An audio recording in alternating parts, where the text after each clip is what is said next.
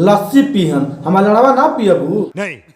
A few moments later. आज हम एक बार और फिर से बात करे वाला बानी बुलेट राजा के बारे में। ये सब क्या देखना पड़ रहा है? अच्छा है मैं अंधा हूँ। तो बार बार मना करता हूँ कि चढ़ी पर मत आया करो, खड़ा हो जाला देखला के बाद ऐसा कुली फिगर सह लेंगे थोड़ा सा।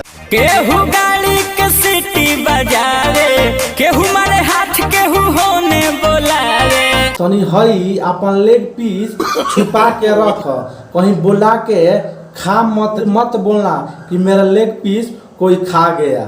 नहीं, मुझे मजाक नहीं उड़वाना अपनी चीज का, मैं नहीं बताऊंगा। चाहे बजावल हारमोनिया के, तनी हारमोनिया आराम से बजई ह, कहीं हाथ होल में मत पड़ जाए ना तो गीला हो जाए।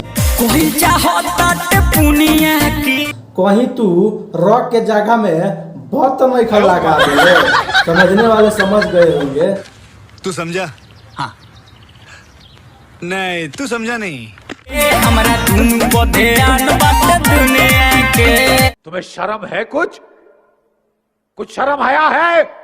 इस वक्त की ब्रेकिंग न्यूज बता दे, चंपारण रोस्टर पर इनका पापा के भी ध्यान इनका दुनू पर से कीजिए। वो तो यही दुनिया का हवन, मंगल ग्रह से थोड़ी ना आए हवन। गजब बेइज्जती है। हेला दर्शन करइबू कहिया, पागल भइल बजरिया बा। का बात करता रू, इतना लोग के सह जइबू, या तो अड़िए जइबू ना तो मरी।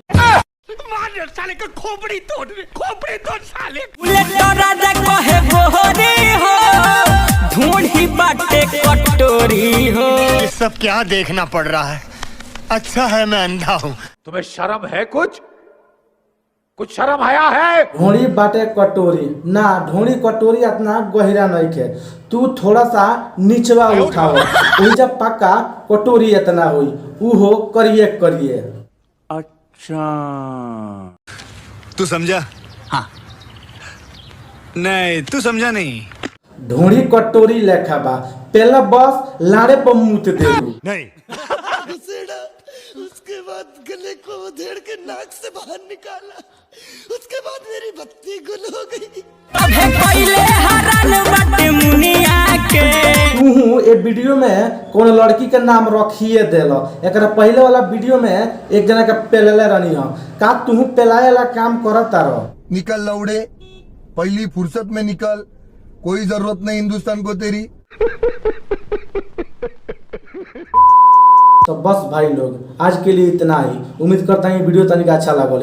अगर वीडियो थोड़ा भी अच्छा लगी तो वीडियो को लाइक करिए लगन, चैनल के सब्सक्राइब करिए लगन। मिले कौन अगला वीडियो में, तब तक के लिए बाय।